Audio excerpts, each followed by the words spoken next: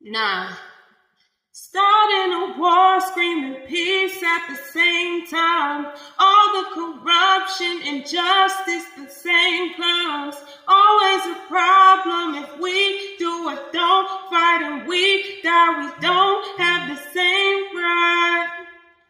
What is a God to a man that surrenders? What's it gonna take for someone to defend her? If we